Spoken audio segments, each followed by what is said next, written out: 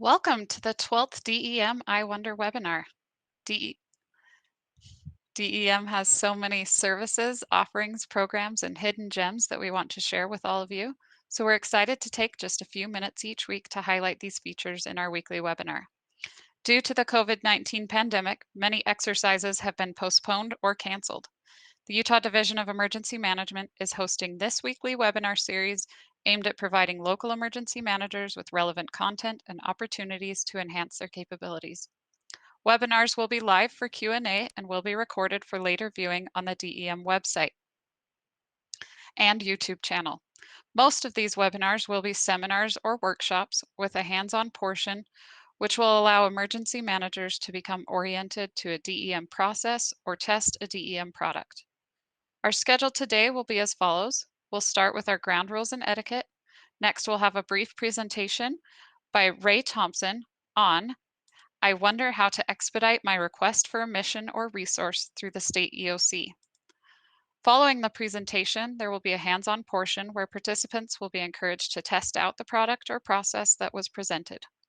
Following the hands-on portion of our program, the presenter will be available for a Q&A session. Following the Q&A, we will close with a short message about upcoming webinars. The ground rules for today are fairly simple. Please mute your line while the presenter is presenting.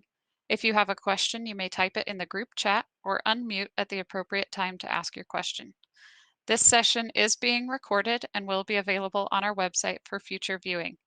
Thank you all for your attendance today. And with that, we'll turn the time over to Rey Thompson. Thank you, Tracy. I'm glad to be here with everybody, and hopefully you'll find this information useful as you request things from the State of Utah EOC. I will mention that I'm going to be demonstrating using WebEOC today, but a lot of the principles I'm talking about can be done in other ways, so just be aware of that. In the State EOC, we have a routine for processing things, and sometimes that routine is broken by other mandates, other requirements, and so it doesn't always run exactly the same. But for the most part, we try to maintain a specific routine, and our routine runs through WebEOC, so that when requests come from local jurisdictions, whether it be cities, counties, health departments, whatever, we can process those and keep track of them because we use WebEOC as the documentation tool for disasters of all types. Like I say, sometimes the rules get broken or stretched or bent, but we try to maintain a certain process to make sure that your requests and your missions make it through our system in a timely and efficacious manner. Today, I've logged into our training incident 2021 in WebEOC. You'll notice that here up at the top of my screen. Rey, you'll need to show your presentation. Oh, I'm sorry. No, I it's thought okay. I was. I took over. Gotcha. There we go. I apologize. Thank you. No, you're All fine. right. So anyways, so for today's purposes, I am logged into the training incident 2021. If you're logged into WebEOC, and most of you have access either because you're accessing grants or other parts of the WebEOC system like exercise and training and like the calendar. But anyway, if you're in WebEOC, you can go to this training incident 2021 and be kind of in a safe place where whatever you do doesn't really go anyplace, doesn't cause any trouble. And I'm using Utah County Emergency Management as my kind of demonstration today, just so that you know where I'm at. Typically, we enter stuff in WebEOC through our activity log, and from the activity log, we can create missions, but for today's purposes, I'm just going to add a mission directly from the missions and tasks board, and then I'll use that as the demonstration of the process. When I hit the add button, in this case, WebEOC takes me directly to my mission details tab. And on that tab are some hints as to how you can, or our first hints as to how you can expedite your requests and your missions through the State EOC. I've highlighted the section that we call CSALTT. The acronym stands for capability, size, amount, location, type, and time. When as many of those descriptions are completed in any mission as possible, then we can expedite it. If somebody asks for, if you want dog catchers without a specific number, without, without timing and other information, it's very difficult to process the request. We end up making lots of phone calls and chasing things around. So I'm going to emphasize CSALTT along the way again today as we go through this presentation. Like I mentioned, we use WebEOC almost exclusively in the State EOC to track our missions and the requests that come in. If a local jurisdiction or a liaison representing that jurisdiction doesn't type it into WebEOC and put it that way, then somebody in our, what we call the operations desk in the State EOC ends up having to put that into the system too. Anyway, we slice it, we want to document it so we can track and expedite whatever the request is. If you choose to use WebEOC, there are some things that are very, very helpful for you to complete along with the CSALTT part. And I will talk about where to put the CSALTT information. But it's really important that the information about the requester or the submitter of the information be complete. For example, if a county liaison is completing it, this information will be automatically filled out for them. If a local jurisdiction fills it out, then whoever is typing in for that local jurisdiction will be there. I'm going to skip this jurisdiction assigned to tab, but we will come back to it. The event details are really, really helpful. When we understand the situation, it helps us understand what the mission is, how we can accomplish it best.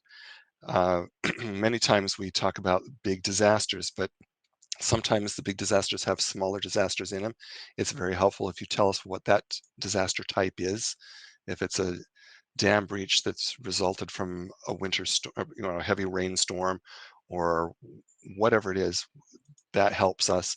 Helping understand how important you think it is to get this mission accomplished helps us. Knowing who is the primary contact, maybe it's a boots on the ground battalion chief at the fire, or maybe it's a manager of a specific facility. Anything that helps us contact somebody who knows what's going on directly is useful. Obviously, the location name and the address of that location are helpful. And finally, a description of what's going on. Even if it's just, hey, there's a fire hydrant broken at Main and 3rd, that helps us understand what this mission is supposed to accomplish. Finally, or next, if you have photographs or other documentation that's useful for describing or helping us understand what the requirements are, you can attach those. And finally, we get to what we call the mission details. When we open up a mission initially, it doesn't have a mission number, and that's why you'll see that there's nothing sitting next to this mission number field. But you can create a mission title, and it could be any number of things. And then down below that mission title, we want the expanded explanation of what the mission is. So let's say that you suspect that some structure is faulty, and you want it inspected.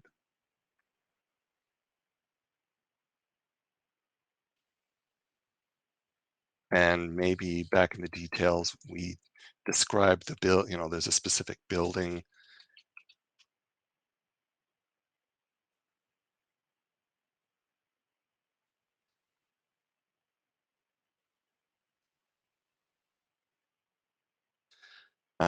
Anyway, so back to my mission details.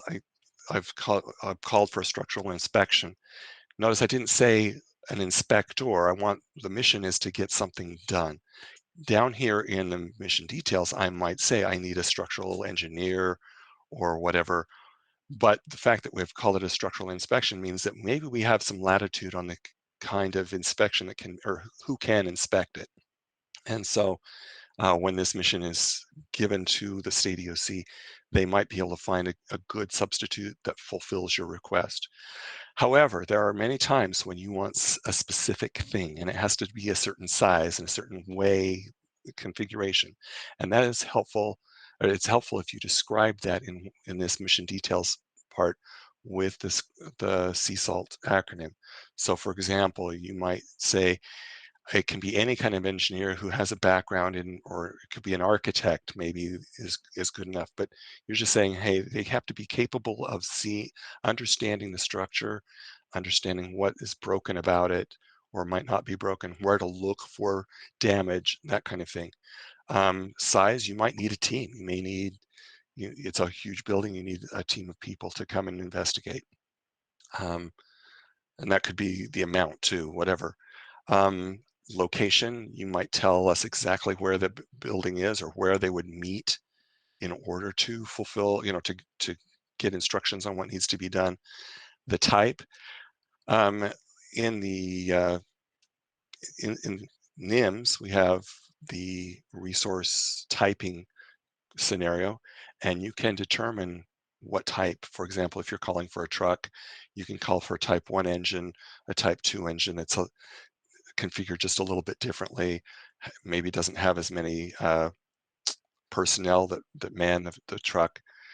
Anyway, so typing can be very useful in helping us understand what it is you need to have. And especially if you're being specific about what you want, the type is very, very important. If it has to connect to something a certain way, or be configured in a certain way, or interact with other people in a certain way, then we need to know that typing information. And of course, time tells us how, when is it supposed to be done. Another place on our, in WebEOC where you can tell us about the time is you can say, hey, it needs to be done right now, or we need to have this in line to go in a couple of hours, whatever. So that's something that you can do in WebEOC to tell us more about time. So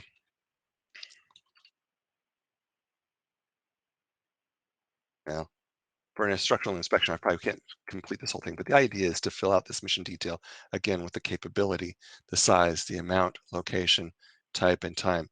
Whether you fill out this form in WebEOC or somebody else does it down the line, maybe you fill out a paper form, or you fax us something, or you make a phone call into the State EOC requesting something, we're still going to want this information. If a liaison is filling out this form for you, they're going to need that information to make it as quick, or make the response to your request as quick as possible. It does take a long time to process stuff. Unfortunately, the State EOC does not own much of anything. Most of you are aware that we have a few sandbags in stock. We have sandbaggers. We have mobile communications. We have a mobile command center. Shy of that, the State EOC doesn't have much in the way of resources. And then we would turn to state agencies who also don't tend to have a lot. UDOT is probably one of the agencies in the state that owns a lot of equipment, but even they have to call on drivers and other stuff. Most of our state agencies that have access to resources, we access them through contract. And so it's very, very important that you give us plenty of time to and be as patient as possible. Sometimes you have to tell us how urgent it is, but you need to be aware that it does take a little bit of time for us to process a request, to prioritize the request, and make it available to you as soon as we can. There is a question in the chat. Okay, go ahead. So it's from Trevor Sperry. He says, on the city level, would we reach out to the county with these details and they would fill this out for us? Or can the city fill out a mission request on our own? Very good question, Trevor. Actually, a city can do this, can fill out a mission request inside of WebEOC. And again, there is the potential for sending a document via email or other ways. But if you were to use WebEOC, you can do this, log into your account of WebEOC, and you can fill out this form here, which actually brings me to the next thing. Once you've got the details included, and actually you kind of have to save it first, but once yeah, if you can't fulfill it, you don't have to save it, but you come back to this jurisdiction assigned to. So if you are a city, you would have a list of other cities in your area, in your county, that you could assign it to if you were to talk to them, or you can assign it to the county above you. So you'll notice here I have a list of a lot of jurisdictions, including counties and the State EOC. In the case of Utah County, they would choose the State EOC to assign it, and when they hit save, it goes off to the state. I just canceled out because I want to show you something. It is, I mentioned earlier, this mission number doesn't get filled out by default in the approach that I'm taking. In order to get a mission number, you need to save the record. So I'm just going to put, well, I'm just going to copy this really fast and just hit save.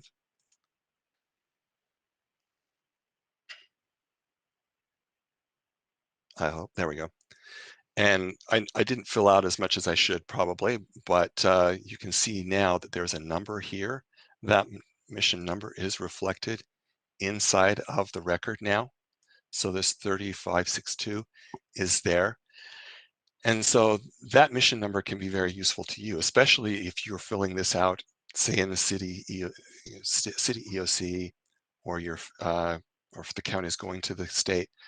But because what happens is when you assign it to another jurisdiction, it moves it out of your view.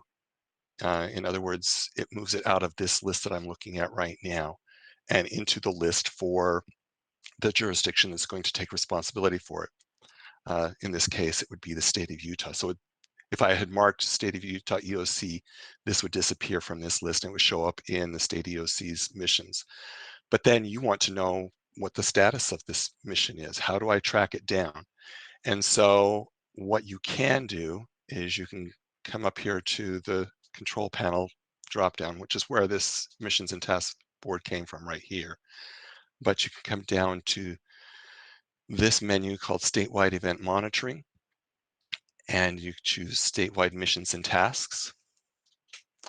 And you'll, pardon, up here, and you can see mission number 30562, the one that we just created. It's been unassigned, nothing's been done to it, but you can see that there are some other missions that have been assigned, that have prioritization, that have been assigned, and may not be working. Actually, because I'm in the training incident, probably nothing is being done with these at all. But you can view, and then on this mission details tab, where we're at, you can see anything that's being done. So for example, I'm going to come back to the same mission from our original view. Pardon me as I skip around just a little bit. I'm going to view this and I'm going to modify. When modifications are made, they're made in this actions taken line. So I'm just going to say,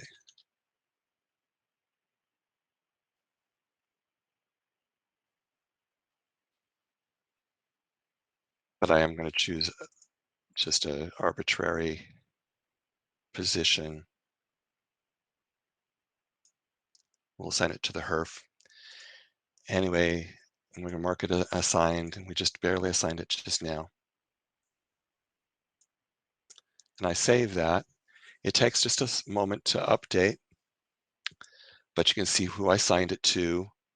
And then going back to this statewide missions and tasks, well, in fact, actually, I'm going to, didn't finish what I was going to do. I apologize. So in my mission, I'm going to assign it to another jurisdiction. And in this case, I'm going to assign it to the State EOC. Give it just a moment to update. You'll notice, like I said, it disappeared out of Utah County because it's been assigned to another jurisdiction, but I can track it down in the statewide missions and tasks right here. And let's see, even though it says it's assigned to a position in Utah County, it will show up as being assigned to the state of Utah, or to the state EOC. So that's how you can, even though it disappears out of your list, you can continue to track your mission and see what progress is being made. And frankly, call people up and tell them, hey, this is happening. One of the things that we emphasize about WebEOC is that it is not necessarily a communication tool. It does communicate. it's obvious that it does because it's web-based. But it's very, very hard for people to be tracking everything that there is to track in any kind of web-based product. Uh, so including like email, it's easy to lose email or lose track of how many emails and figure out which one is the highest priority. So we highly encourage, no matter whether you're using WebEOC or using fax or any other way to get us the information about your mission or your request, is to give a phone call, follow up, make sure that we've got it, that we're aware of it. Uh, for our purposes, like, well, and to the question that was raised, if you send it from the city to the county, call the county, say, county, we sent it to you. Have you got it? Can we pursue it? If the county sends it to the state, then the state or the county needs to call the state EOC and say, hey, we sent this. Have you got it? Do you understand what we're trying to do? That's very useful. And then finally, we will be calling you back. Inevitably, there is something missing. As best you can, well, no matter how hard you try to fulfill the requirements of CSALTT, inevitably we're going to miss something. And so we may be calling you back and saying, okay, we get how much you want, we get where it's supposed to go, but we didn't understand whatever. Now that I've got this record open too, I wanted to get back on track with what I was trying to explain to you earlier. Anything that's added into this log of actions taken is, this line goes blank when it's saved, but then it shows up down here and you can see where Rey Thompson assigned to nobody in particular this, and actually it was the HERF, but it shows the record of what I've done. By the same token, because I'm sitting in statewide missions and tasks and I can see the mission that I created but is handed off to the state EOC, I can also make notes and say, hey, called state EOC at, 12:31, no answer.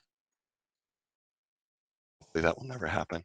But when you save that, that is also added to the record. So you can add to the record, and the state EOC or whoever has possession of the mission can add to that record.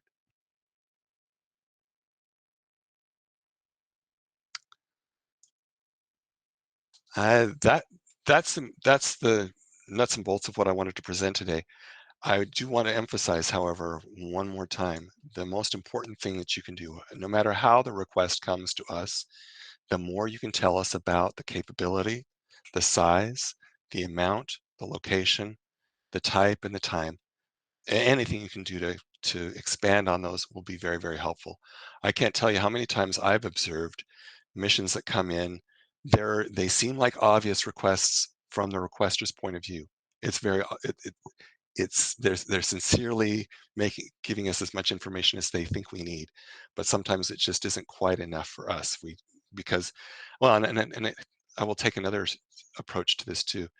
Sometimes what you ask for is not available. We can't purchase it, we can't find it. But if you give us what you're trying to accomplish, and that has a lot to do with this mission detail too. If you're trying to tell us what you're trying to accomplish or how you might get it done, then we can find substitutes or close matches.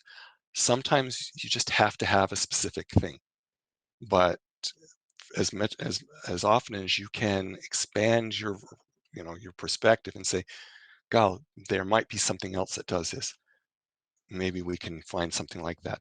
An example I often give is, let's say that that the fire department's trying to evacuate a person from the second floor window of a building, not necessarily on fire, but whatever, they're trying to extract somebody from there. And ladder trucks are just not available. There's other things going on. There's not a ladder truck to be found. Will something else work? If you just tell us that you're trying to extract one individual or two individuals, maybe we can find some alternative. Maybe you've got a cherry picker in your own public works yard, or maybe we can find one for you.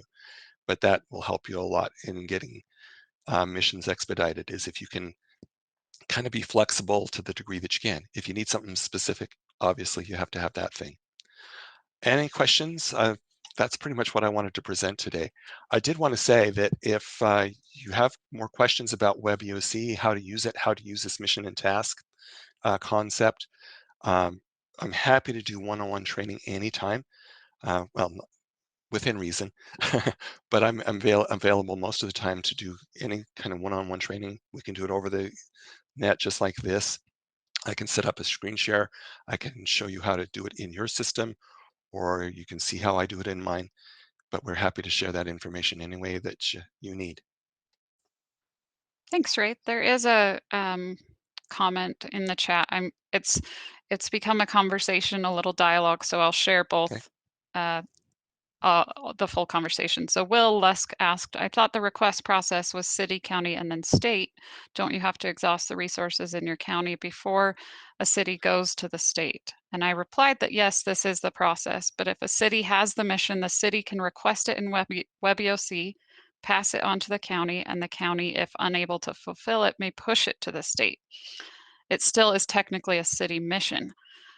Will then said, yes, but unfortunately, counties cannot see city mission requests in WebEOC. How can we both, you and us, be assured that we both have seen it and don't have the resources for it if the city requests it without going through the county? Okay, so all right, let's assume there's some assumptions to be made. In order to use WebEOC from the city perspective, they would have to use WebEOC. When they put it in, so let me switch views just really quick. I'm going to change jurisdictions. Well, Does Elk Ridge have? I was just going to try to pick something really close. Anyway, the idea here is that if the city uses WebEOC, obviously they would still have to call the county and say, "Hey, county, I'm making a request." Um, I'll just do it from Provo.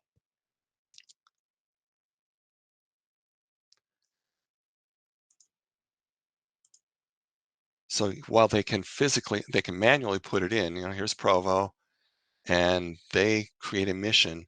You notice the jurisdiction assigned to is limited to Utah County and maybe their surrounding jurisdictions.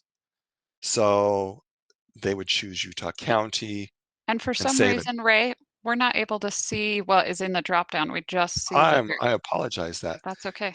And I see double of what I'm supposed to see, so I'm making up the difference. Anyway, the list, in this case, when I hit the drop down, it has a choice of BYU, Lehigh City, Orem, Provo City, Springville, and Utah County. Those are the jurisdictions, in quote marks, that are participating in WebEOC for Utah County. So if I'm sitting here in Provo City and I can choose Utah County, then the mission shows up in Utah County. That doesn't mean that Utah County was paying attention or even thinks that there's a disaster going on, but hopefully they do. But I'm going to emphasize making that phone call is important. It's been documented in WebEOC. Now the county can push it to the state if the county can't.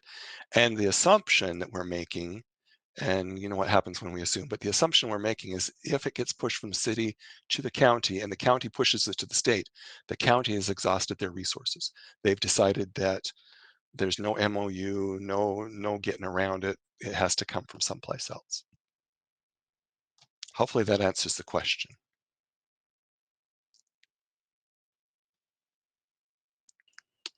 And I don't have any additional questions in the chat. Does anyone else want to use their mic and ask any additional questions?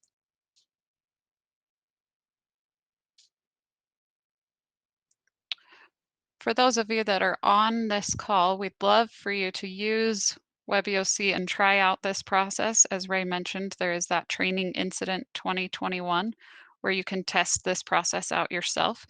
That's one of the fun things about these webinars is we want to ensure that you get an opportunity to actually try this out. So if you'll take a minute to do that today, we'd love to get any feedback if you have trouble doing what you watched today.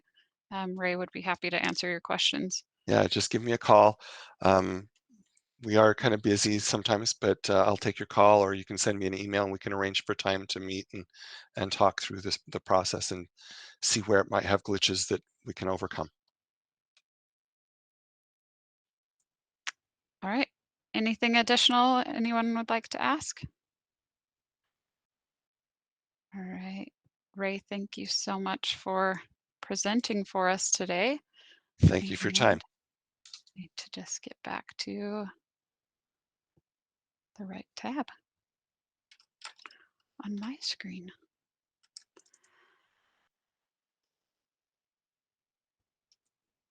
And we'll leave your presentation up if anyone's still looking at where Okay. you find that in WebEOC. As a reminder, this webinar and all other webinars in this series will be available on the DEM website at dem.utah.gov/exercises or now at dem.utah.gov/iwonder. Our webinar next week will be I Wonder who the community support liaisons are and what their role is.